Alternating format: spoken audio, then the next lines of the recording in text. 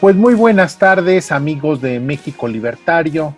Les acompaña una nueva emisión del webinario Más innovación, menos regulación, que hace en conjunto México Libertario y la Red Latinoamericana Somos Innovación. Nos acompaña en esta ocasión Carlos David Esparza. Carlos David, bueno, es un abogado muy destacado, él se encuentra en Guadalajara y me parece que su expertise era muy interesante para compartirlo en este programa, sobre todo en vista de los cambios recientes en materia de propiedad intelectual, y creí que realmente podía ser de mucha utilidad para quienes sigan el webinario, sobre todo, bueno, cómo se protege una obra intelectual, cuál es la legislación aplicable a la propiedad intelectual. Pues bueno, Carlos, bienvenido, muchas gracias por tu buena disposición, te quedamos muy reconocido. Y bueno, pues si empezamos, y yo te preguntaría, pues por lo básico, Carlos, ¿qué es la propiedad intelectual? Y cuáles son los problemas que hasta ahorita ha tenido esta protección de la protección intelectual en México. Gracias, Víctor, primero que nada por la invitación. Un gusto estar aquí y con todos los que nos vean a través de cualquier espacio donde se difundan estos videos y este proyecto. Felicidades. Bueno, pues el tema de la propiedad intelectual puede ser tan técnico como lo queramos hacer. A mí me gustaría primero plantear un concepto muy sencillo, nada técnico, nada jurídico, para que lo podamos ir ubicando. Y te diría que la propiedad intelectual, pues, es la protección o los derechos que protegen las creaciones producto del intelecto de las personas. Entonces, cuando surge una creación producto del intelecto, pues ahí la propiedad intelectual lo puede proteger.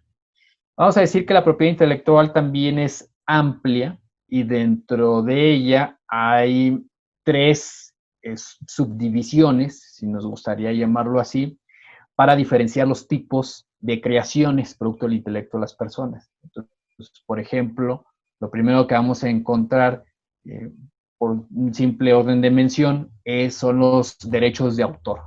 Entonces, los derechos de autor pues protegen las obras artísticas y literarias. Ahí vamos a encontrar que se protegen cosas como canciones, dibujos, pinturas, películas, obras arquitectónicas, y también dentro de los derechos de autor se protege el software, porque el software al final de cuentas pues es código escrito, entonces se protege a través de los derechos de autor. Aquí en México tenemos el INDAUTOR, en donde se registran las obras, se registran los contratos de la transmisión de sus derechos, y bueno, el instituto es el que es la autoridad en esa materia.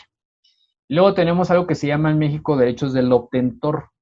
Esto casi no se toca, especialmente por las personas que no están muy inmiscuidas en el tema, porque los derechos del obtentor protegen la obtención de variedades vegetales y semillas nuevas. Entonces, si alguien crea una semilla o variedad vegetal nueva, tiene derecho a que se le proteja.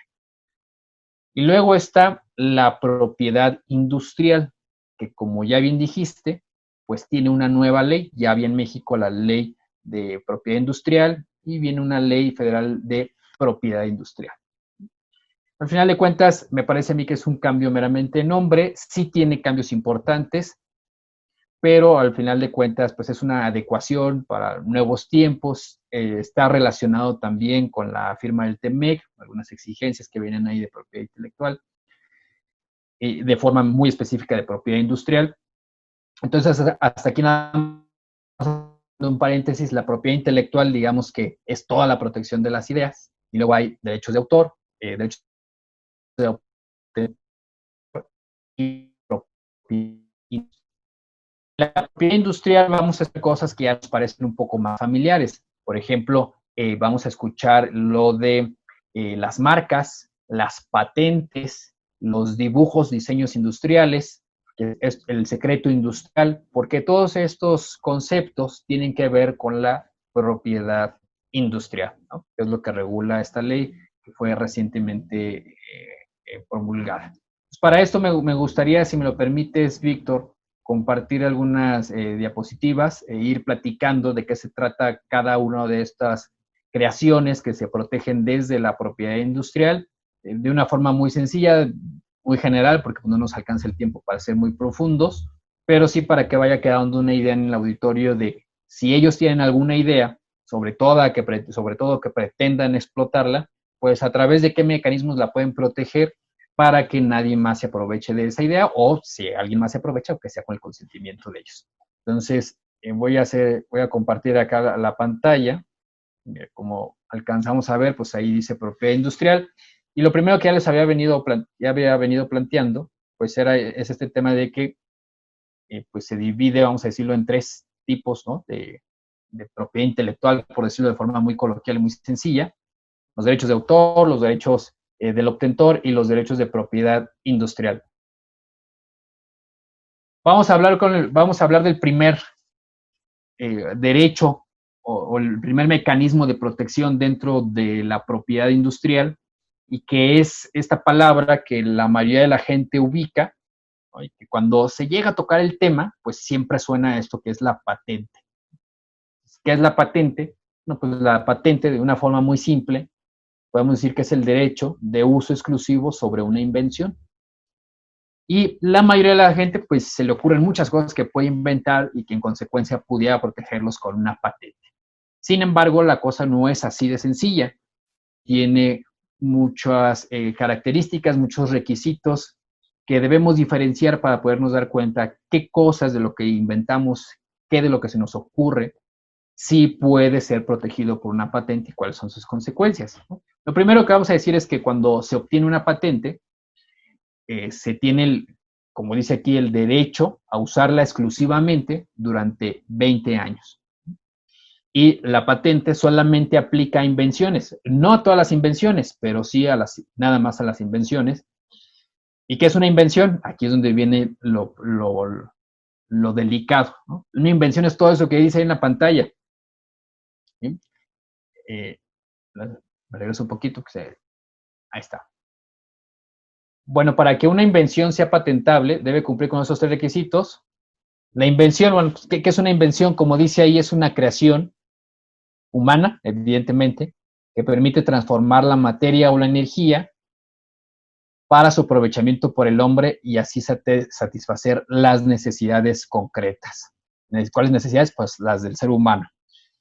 Esto suena así demasiado técnico, tal vez también demasiado amplio. Vámoslo ubicando ya en un sentido un poquito más concreto y partiendo desde qué tipo de invenciones son patentables, porque dijimos que la patente protege las invenciones. Pero entonces también mencioné que no todas las invenciones son patentables. ¿Cuáles sí?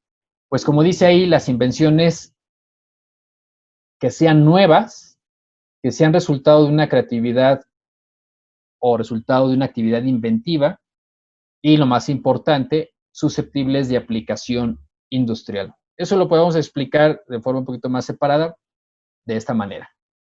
Que sea nuevo en el mundo, eso significa una novedad. La ley dice exactamente que novedad significa que no se encuentre dentro de la técnica, es decir, que no sea parte de estos conocimientos que cualquier experto en la materia ya ubica, que sea parte de un proceso creativo cuyos resultados no se deduzcan, dice, del estado de la técnica en forma obvia o evidente, por alguien que sea experto en la materia, y finalmente que tenga una aplicación industrial, es decir, que esta invención se vaya a utilizar en la industria.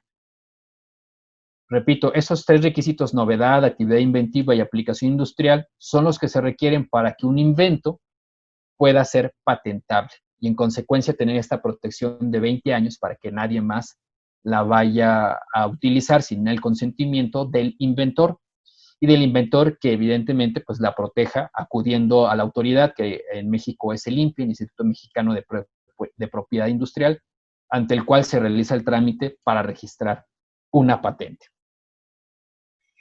Hay inventos que no cumplen con todo lo que acabamos de decir, o sea, que no son nuevos, que no son productos de una actividad inventiva, y entonces que solamente, por ejemplo, pues tienen alguna utilidad industrial. Y eso se pueden proteger por algo que se llama modelo de utilidad. ¿Y qué puede ser? ¿Qué tipos de invenciones? Pues aquellos que sean objetos, utensilios, aparatos, herramientas que como resultado de una modificación en su disposición, pues presenta una forma de función diferente respecto de las partes que lo integran o ventajas en cuanto a su utilidad. Esto también es muy técnico, literal, esto es de como está en la ley, claramente. Pero, ¿cuál sería la diferencia? Bueno, una patente, pues sí requiere, sí se otorga solamente aquello que no existe en la naturaleza, es nuevo, no existe tampoco en el conocimiento generalizado y tiene una aplicación industrial. Pero el modelo de utilidad puede ser acomodar cosas que ya existen para que tengan una función diferente o una función potenciada, pero que no cumplen con aquello de ser una novedad, ¿no? Entonces, el modelo de utilidad tiene una protección antes, con la ley anterior de 10 años, ahora se prevé que sea de 15 años, y vamos viendo cosas que sí, cosas que no, ya aterrizando en algo más concreto. Entonces, imaginemos, es una pregunta muy común, oye, yo tengo la receta para un pastel, ¿la receta es patentable? La respuesta es que no, porque no cumple con ser algo nuevo, todos sus elementos ya se conocen, su disposición también. Es resultado de una actividad inventiva, es decir, que no sea fácilmente deducible cómo se integraron por un experto en la materia, pues tampoco. ¿Tiene aplicación industrial? Pues sí, una receta de pastel sí tiene aplicación industrial. Pues hay muchos negocios de pastel escalables y duplicables que se dedican a esa actividad, pero pues no cumplen con lo otro. ¿Está dentro del modelo de utilidad? Pues tampoco, porque como alcanzamos a ver, no es un objeto, no es un utensilio, no es un aparato, no es una herramienta. Entonces tampoco puede ser protegible por el modelo de utilidad. Entonces algo como una receta de pastel, y llevémoslo a algo un poco más conocido y que pareciera más importante, por ejemplo, ahora que está de moda los refrescos, ¿verdad? En el discurso nacional, ¿cómo es que Coca-Cola puede proteger su receta, su fórmula de la Coca-Cola? ¿Está patentada? Pues evidentemente no, porque además si estuviera patentada, la forma de hacerlo estaría registrado en la autoridad competente de Estados Unidos o a lo mejor en la Organización Mundial para la Protección Industrial, donde también se pueden registrar o iniciar procesos de registro de patente que después tengan una replicación internacional. Después de que estén ahí, pues se hacen públicas para que cualquiera los pueda ver, pero la protección es para que nadie los pueda explotar. Por ejemplo, con un medicamento, ¿no? Pues que decimos, el medicamento de patente. Ah, pues sí, ahí sí el laboratorio protegió la fórmula con la patente. Es decir, fue a la autoridad, le dijeron, si esta es tu fórmula, cumple los requisitos, toma. Nadie más, aunque sepa cómo hacer tu fórmula, nadie más la puede fabricar y menos comercializar sin tu permiso. Pero en el caso de la Coca-Cola, pues seguramente Coca-Cola no quiere que sepan cómo es su fórmula para que nadie pueda replicar el sabor. Entonces ellos protegen esa fórmula, esa receta, a través de algo que se llama secreto industrial. Entonces el secreto industrial, pues tiene una serie de requisitos, pero de forma muy sencilla podríamos decir es que es eso, un secreto que se utiliza en la industria y que se va a sancionar a aquella persona que lo divulgue, aquella persona que a sabiendas de que es un secreto industrial lo obtenga o pague por él y lo utilice. Sin importar cuántos años tenga, porque está protegido como un secreto industrial. Hay una serie de requisitos, no es algo tan sencillo como lo estoy mencionando, pero en concreto es esto. Entonces vemos ahí que no todo es patentable. Y si dijéramos ahora, pues a mí se me ocurre un dibujo para una playera, ¿no? Este dibujo para una playera podría ser patentable, pues es algo nuevo, a mí se me ocurrió, ¿no? Pero evidentemente no es patentable porque no es un invento. Vamos a ver acá que decíamos que la invención, lo voy a regresar, pues solamente puede ser la invención, puede ser patentable. Entonces dice que debe ser una creación humana que permita transformar la materia o la energía para aprovechamiento. Entonces crear un dibujo de una playera no entra dentro de esta categoría.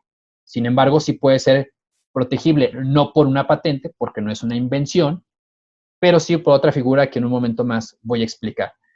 Entonces, nos damos cuenta que la patente no es aplicable a cualquier creación, solamente a los inventos. Ya vimos cuáles son los inventos y qué requisitos además deben tener los inventos para poder ser patentable.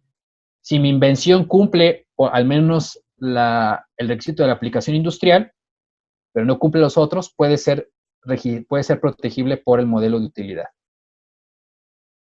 Luego vienen los diseños industriales. Dice ahí que son combinación de figuras, líneas o colores que se incorporen a un producto industrial o artesanal con fines de ornamentación y que le den un aspecto peculiar y propio. ¿Qué es eso? Vamos a verlo de forma más sencilla. El diseño industrial, que vemos aquí arriba que dice diseño industrial, se divide en dos: dibujo industrial y luego el modelo industrial. ¿Qué es uno y qué es el otro? Muy sencillo. El dibujo industrial, como su nombre lo dice, es un dibujo, el que se te ocurra, ¿no? A lo mejor tú te tienes una foto tuya y esa la quieres imprimir en playeras. Ah, pues eso es un dibujo industrial. Entonces tú lo registras para que nadie más lo pueda utilizar en la industria, que nadie más pueda utilizar tu imagen en playeras, en portafolios, en botones, en lo que tú quieras. Entonces, eso es un dibujo industrial. ¿Y qué es el otro, un modelo industrial? Pues también un diseño, pero como lo dice ahí, en tercera dimensión. Por ejemplo, un tenis. Un tenis se protege a través de un modelo, de un modelo industrial. Es decir, el diseñador de tenis, el diseñador de bolsas, el diseñador de vehículos, hace el diseño, porque evidentemente un tenis pues es en tercera dimensión para que pueda caber ahí nuestro pie. Eso se protege para que nadie más lo pueda replicar. También dentro de las reformas de la ley, como alcanzamos a ver, dice ahí que de un producto industrial o artesanal. Anteriormente solamente se protegía aquello que fuera para la producción industrial. Hoy, con la modificación en la ley, pues también aplica a los dibujos y modelos industriales que tengan que ver con una aplicación artesanal. Entonces, ya vimos cómo las invenciones se protegen con patentes y modelos de utilidad. Los diseños se pueden proteger con dibujos industriales y modelos industriales. Y luego vienen las marcas, ¿no? Las marcas son otro tipo de protección. Este es mucho más sencillo. Como dice ahí, es un signo perceptible por los sentidos que sirve para distinguir a productos o servicios de otros similares. Entonces, todo aquello que pueda percibir por los sentidos y que distinga a mi producto, a mi servicio entre otros similares, eso es una marca. Y lo mismo, se registran las marcas. He aquí algunos ejemplos de marcas. Esta diapositiva que ves ahí en la pantalla no es de invención mía, de hecho la tomé tal cual el tríptico que tiene Limpia ahí en internet para explicar qué son las marcas, y lo utilizo porque me parece muy adecuado. Entonces, una marca puede ser, por ejemplo, algo tan sencillo como una palabra, ¿no? La palabra, por ejemplo, que te gusta, la michoacana, ¿no? No sé si allá en la Ciudad de México haya muchas paleterías que tienen esa palabra, la michoacana. Entonces, la pura palabra sin ningún diseño puede ser una marca. Una palabra que además tiene un diseño, ¿no? Pues la michoacana pintada con letras típicas de la región, pues también puede ser una marca. Una imagen, ¿no? A lo mejor el dibujo de una persona típica y originaria de Michoacán, pues también pudiera ser una marca. Letras o números, dice ahí, las formas tridimensionales, es decir, los envases, el envase donde se deposita a lo mejor un refresco, la Coca-Cola decíamos, el puro envase, aunque no tenga el letrero de Coca-Cola, el puro envase es una marca.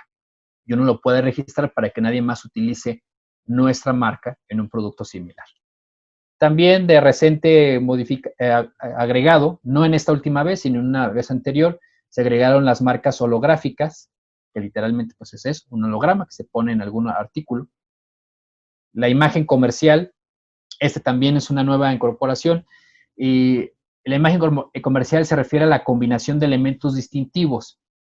Entonces, a lo mejor tú y yo, a lo mejor, casi cualquier persona que esté escuchando esto, pues ha entrado a algún café de alguna cadena comercial e identifica este café no solamente porque tiene ahí la palabra cafetería fulana, sino porque además hay una serie de elementos que distinguen a ese negocio, a esa prestación de servicio, entre otros. Y eso es la imagen comercial. Entonces yo puedo hacer un registro de todos los elementos para que nadie más los utilice en la prestación de un servicio similar o un producto similar al mío.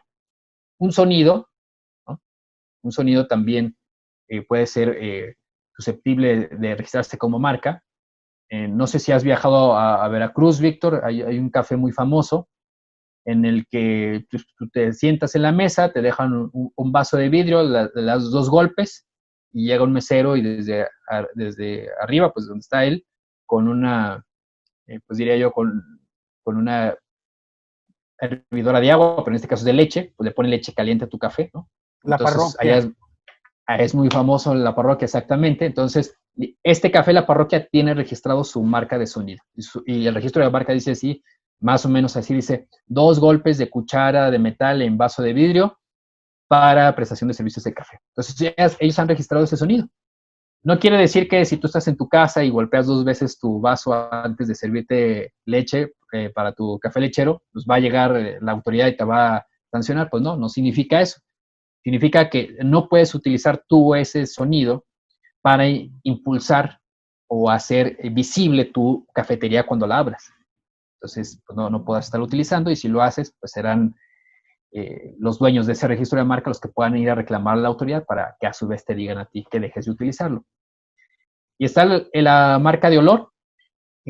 No confundamos con que registro un perfume, porque el perfume en sí mismo su naturaleza es el olor, es el aroma. Más bien tiene que ver con un olor ajeno a la naturaleza del producto o del servicio que se le agregue. Un ejemplo que incluso viene en los trípticos de Limpi es los zapatos para niños Bubble Gummers, ¿no? Pues huelen a chicle. Entonces, pues de manera normal los zapatos no tienen olor, o por lo menos no olor a chicle. Entonces ellos le ponen ese olor y nadie más puede comercializar zapatos con olor a chicle más que ellos, ¿no? No podría ser el caso de la misma cafetería que acabamos de decir, en el que ellos digan, yo quiero registrar el olor a café para que nadie lo utilice en cafeterías. Pues no, porque ese es un aroma, un olor natural a la prestación de tu servicio, entonces no estás innovando, no estás agregándole algo nuevo. Lo de los 2 golpecitos, pues sí, porque toda esa dinámica sí tiene pues un dejo de originalidad que solamente se utiliza en ese lugar. Entonces, cuando tengamos cualquiera de estas cosas, podemos registrar la marca para que nadie la utilice. Ahora, también si nos alcanzamos a dar cuenta, ese rato que hablábamos del dibujo industrial, pues dije pues, que puede ser cualquier dibujo, y aquí mismo también como marca podríamos entender que cualquier dibujo lo puedo registrar como marca. Y sí es el caso. Vamos a ver, por ejemplo, la carita típica de Disney, ¿no? O sea, la carita del ratón de Disney, de Mickey Mouse. Entonces, a su vez es una marca porque identifica a Disney, pero también al mismo tiempo es un diseño industrial porque se utiliza, un dibujo industrial porque se utiliza en muchas playeras, en mochilas, en lapiceras, en cantidad de productos que te imagines. Entonces, tanto un dibujo puede ser una marca como al mismo tiempo un diseño industrial, si es que se registran en ambas categorías. Cada una de esas categorías de las que hemos hablado, patente, diseño industrial, y ahorita las marcas, cada una tiene su camino de registro, pero al final, en el caso de México, todas se registran en el INPI, aunque sí se puede, en el caso de la patente y el diseño industrial, acudir a la Organización Mundial de Propiedad Industrial para registrar directamente ahí y replicar en otros países la protección que se tiene en México. Hay una serie de requisitos. En algunos casos será una protección prácticamente inmediata, en otros solamente nos da una prioridad para que en aquellos países se vaya y se registre primero, y ahí se entra en un entramado de requisitos muy específicos para cada situación. Pero al final de cuentas, lo importante es pues proteger lo que uno vaya creando para evitar que alguien más lo aproveche sin nuestro consentimiento. Entonces, pues en general, eso es lo que se protege a través de la propiedad industrial. Ya lo platicábamos ahorita, lo que estamos viendo. He aquí otra diapositiva que también tomé del portal de Limpi, que evidentemente son de uso libre y público, especialmente para estos espacios de divulgación, de aplicación del tipo de marca de imagen comercial. No solamente es para servicios, sino también para productos. Y precisamente ahí nos dice que todo este conjunto de elementos que distinguen a un producto, todo ese conjunto de elementos, pues forman lo que es la imagen comercial, y uno lo puede registrar para que nadie más utilice ese mismo conjunto de elementos para promover su producto cuando es similar al nuestro, ¿no? Y bueno, el aviso comercial, pues es lo que conocemos como eslogan. También se puede proteger para que nadie más utilice nuestro eslogan. Y bueno, ya esta es una diapositiva que normalmente comparto cuando platico de esto y es para que podamos acudir al INPI a buscar si nuestra marca ya está siendo utilizada por otra persona. Dice ahí búsqueda fonética, es decir, solamente escribo las palabras que tienen que ver con nuestra marca, pero también dije hace rato que hay marcas que no necesariamente tienen palabras, es solamente un dibujo que puede ser utilizable como marca y registrable como tal. Para eso, el INPI ha generado también un sistema de inteligencia artificial que está disponible en su página de internet, donde yo puedo subir el dibujo que pretendo registrar como marca y me va a decir ahí si hay algo registrado de forma similar. También para evitar hacer el registro o intentar hacer el registro y que pudiera tener un resultado negativo porque ya hay una marca registrada como la que yo quiero presentar. Entonces, de forma general, Víctor, esto que acabamos de ver es lo que se protege a través de la propiedad industrial.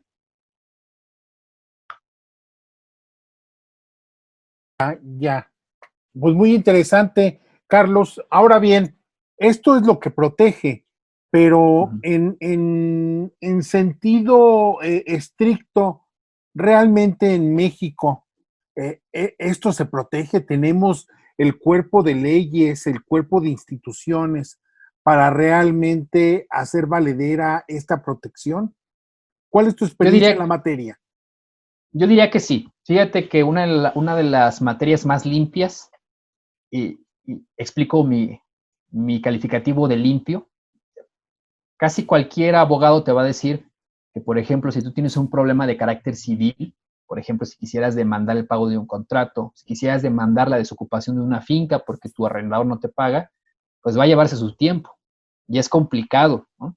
En el caso de Jalisco en particular, pues acudir a Ciudad Judicial para llevar un asunto de ese tipo, pues es complicado, ¿no? Desde encontrar tu expediente, pues se pierde tu expediente, está saturada el órgano de justicia de los juzgados están saturados de trabajo y los acuerdos para que tu asunto avance pues tardan incluso meses y en consecuencia tu asunto se resuelve en años.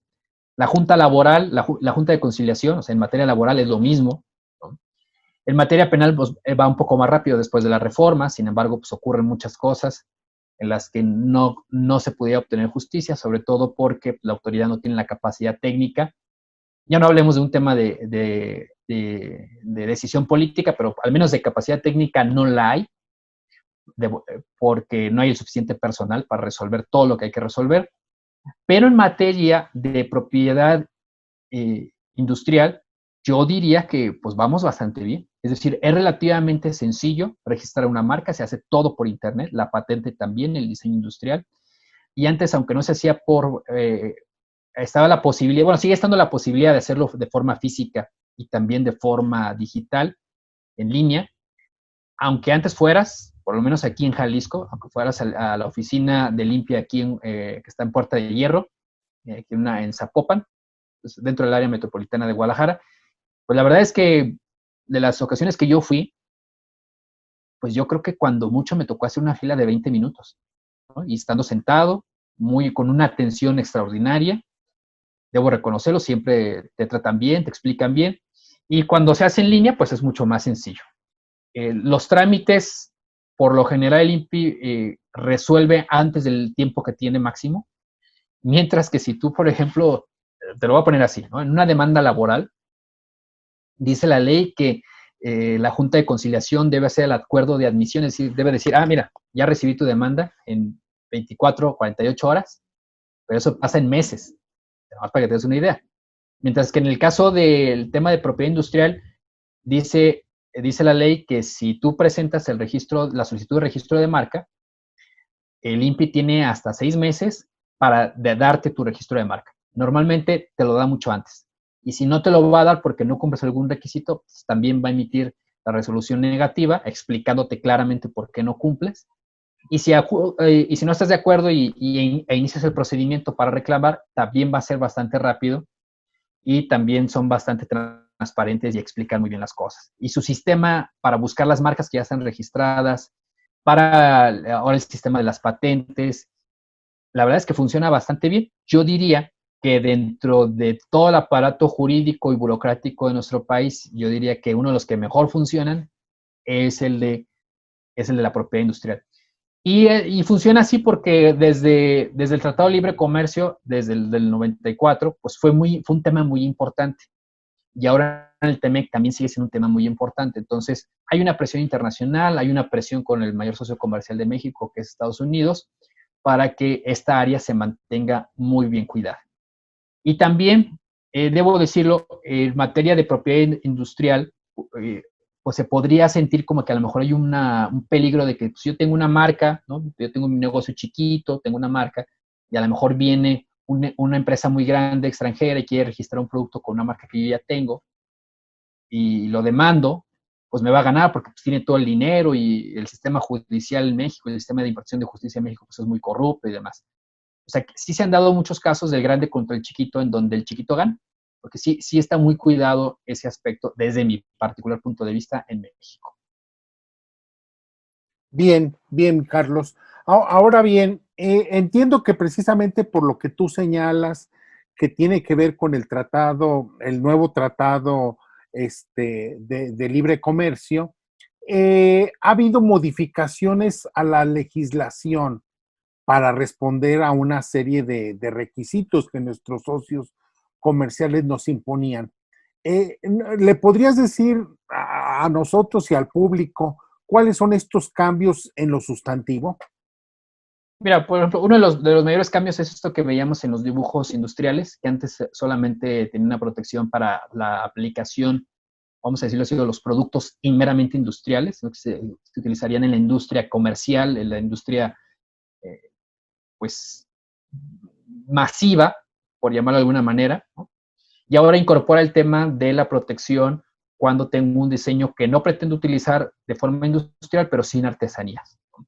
Y aunque los derechos de autor ya protegían las obras artísticas, pues no protegían las artesanías, porque una de las características de una obra artística es que es única, ¿no? Entonces, pues, sí se protegen las esculturas, por ejemplo, pero un jarro que se vende de forma artesanal, pues no es una escultura, porque una escultura pues se hace una sola vez, a lo mejor si la replicas 2, 3 veces para venderla ahí en tu galería, pero en el caso del jarro que se utiliza pues no es único, y por eso es que lleva esa diferenciación de artesanía versus la obra de arte. Entonces ahora pues sí ya se van a proteger aquellos diseños o modelos que utilicen no para la industria, porque si creen no para la industria, sino para la artesanía, pues pueden ser protegidos, ¿no? O sea, tomas tu diseño, te metes al sistema, envías los dibujos y quedará registrado, ¿no? Siempre y cuando cumplan con los requisitos de que sean nuevos, ¿no? De que sea una innovación, de que sea algo que no estaba ya de forma colectiva, que no se utilizaba ya y que no estaba conocido por la mayoría de la gente, sino que fue una creación, pues en este caso del artesano.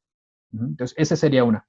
Otra de las aplicaciones con estas modificaciones de la ley es que México también terminó firmando, o bueno, ya así, entrando en vigor completo, un tratado, el Tratado de la Haya, para el tema de diseño industrial, para que se puedan registrar directamente desde México, cualquier usuario, tuyo o quien sea, puede meterse a la página de internet de la Organización Mundial para la Protección Industrial, o WOPI por sus siglas en inglés, y desde aquí puede registrar su diseño o dibujo industrial para que tenga una mayor protección, en el sentido en el que pues entenderán todo el mundo que ya existe ese diseño y no lo puedes registrar como nuevo en ningún otro lado, porque ya todo el mundo sabe que existe ese diseño.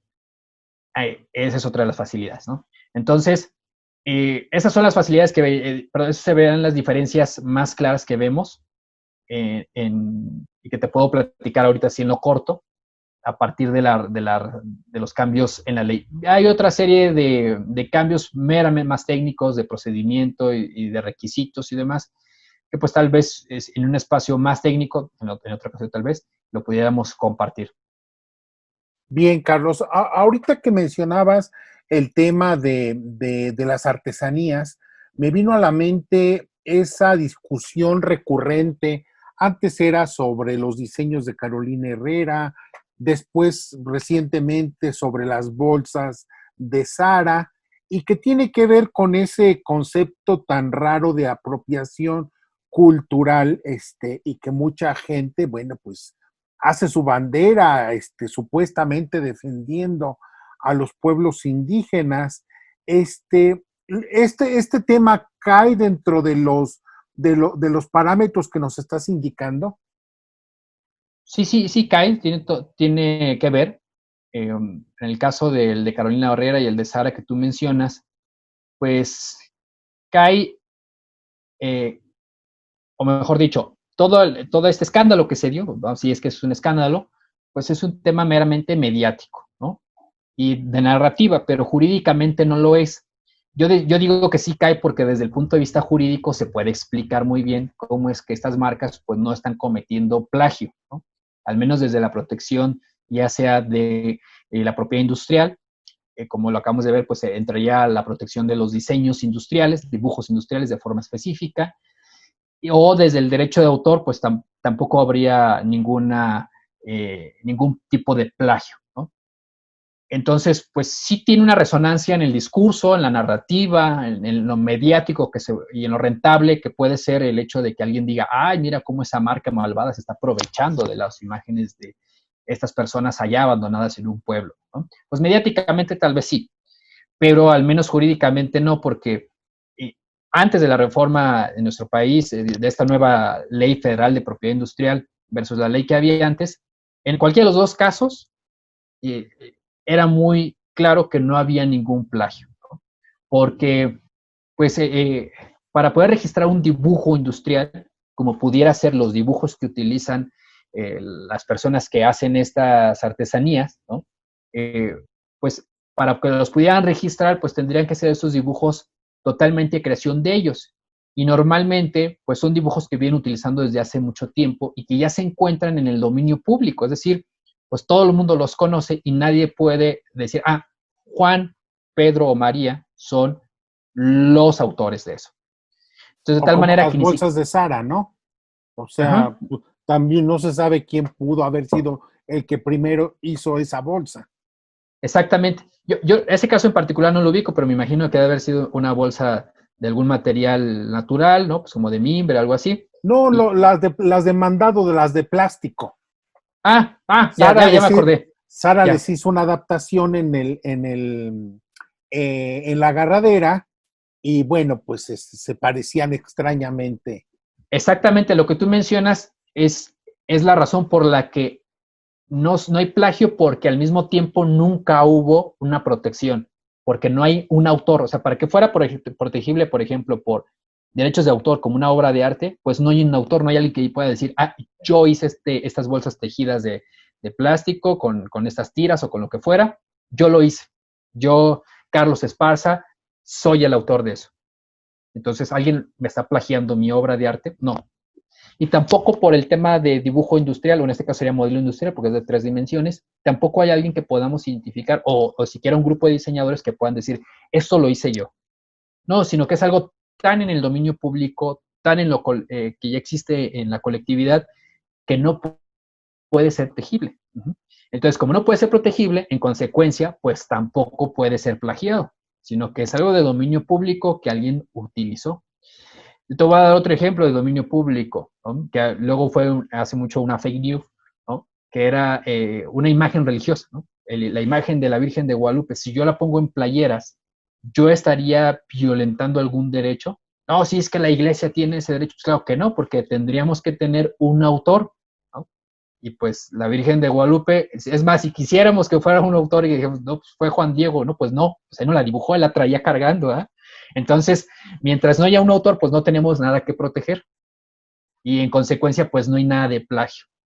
Y así, y así. Entonces, eh, lo que se discutió y el escándalo que se hizo, pues es un tema meramente narrativo, mediático, y pues que como tú y yo sabemos de acuerdo, pues que si hablas de este tipo de cosas que no tienen ningún sentido en lo jurídico, pero sí tienen mucho sentido en lo narrativo, pues se gana mucho mediáticamente, ¿no? Es muy rentable en ese sentido.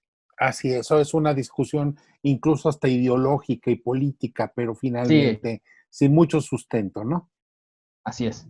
Ahora bien, entonces, Carlos, de todo lo que tú me estás comentando, yo desprendo que para un innovador que quiere dar a conocer su obra, que se le respete, aplicarla en los procesos industriales, digamos que las leyes mexicanas, son un buen instrumento, que lo respaldan, que lo protegen y que hay instituciones encargadas de velar por sus intereses. ¿Es así? Es así. Yo me atrevería a decir que en esta materia es así, especialmente cuando se trata de marcas, de diseños industriales. El de la patente es un poquito más complicado porque no es tan sencillo patentar algo, aunque está el sistema y todo. O sea, por su complejidad técnica de la que hablamos hace rato, no es como que la envío y ya, listo, tienes tu patente. No. Sin embargo, al mismo tiempo que como no es tan sencillo obtener la patente, tampoco es muy sencillo violentar una patente y salirse con la suya. En México al menos no. ¿No? Y sí protege mucho más la ley esta materia que cualquier otra cosa. Eso es más fácil que alguien se meta a tu casa, te robe, lo tengas grabado en video y salga libre. Eso es mucho más fácil a que alguien utilice tu marca y lo pueda seguir utilizando impunemente. Vamos a tener mucho más resultado con la autoridad persiguiendo a alguien que utiliza mal mi marca, que utiliza mal mi diseño o una patente mía. Ahí sí vamos a tener efectividad versus lo que tuviéramos con alguien que se robó mis cosas físicas y muebles de mi casa. Bien, bien, Carlos. Bueno, mira, yo voy a dar, es un tema muy complejo y seguramente habrá muchas preguntas. Voy a poner todos tus datos en el video para que si hay dudas, bueno, pues que la gente te consulte a tu despacho y bueno, pues sobre todo me parece que una gran lección de esta plática es que todos aquellos que están metidos en las cuestiones de innovación, de generar nuevos productos, nuevos procesos, nuevos pasos, cosas más baratas, me parece que, bueno, pues que se animen a registrarlas, se animen a buscar la patente, porque de otra manera, bueno, pues se las van a volar, como decimos en México. Entonces, qué mejor que se acerquen a las instancias y a los abogados que les hacen la posibilidad de explicarles de manera mucho más didáctica este proceso y que ellos se sientan protegidos y sepan que hay legislación e instituciones dispuestos a velar por sus intereses, ¿no? Así es, estoy completamente de acuerdo contigo y pues ya ven cómo esta es una de las ocasiones, una de las circunstancias en la que uno va con su abogado de manera alegre, ¿no? ¿No? Oye, quiero registrar esto y voy con el abogado de forma alegre. Normalmente, pues vas con el abogado, pero no de una forma tan contenta. Aquí sí sería una de las formas contentas de visitar a un abogado. Así es, Carlos. Bueno, no sé si quieras agregar alguna otra cosa que tú creas que al inventor en ciernes, al empresario que de alguna manera quiere proteger un esfuerzo inventivo que le tomó mucho tiempo, le pudiera ser útil. Bueno, pues lo mismo que, o reiterar lo mismo que tú has comentado, pues que se acerquen a la autoridad. En el caso del INPI, la página de internet, tal cual la pueden buscar así, INPI, la buscan en el Google o en el buscador de su preferencia y luego les va a aparecer. Tiene muchos materiales bastante sencillos para que la gente los pueda ir viendo, para que alguien que no conozca nada se pueda ir empapando. Eso es lo que les sugiero que lo hagan y que aún así, pues consulten a un abogado para que cuando ya vayan a registrar tengan idea de lo que va a hacer el abogado y se sientan tranquilos de que estarán protegidos y los estarán llevando bien de la mano. Y pues muchas gracias a ti, Víctor, por la invitación. Ojalá se repitan esto en otras materias y aquí estoy a la orden.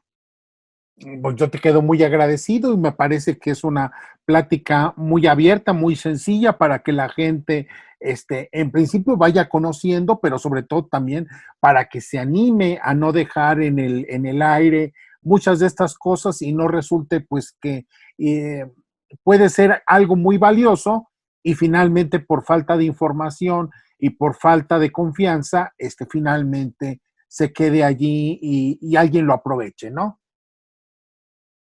Bien, Completamente de acuerdo. Pues muchas gracias, Carlos. Yo te agradezco a nombre de Somos Innovación y claro, de México Libertario, tu apoyo y para popularizar, para divulgar este tipo de conocimiento que me parece muy útil.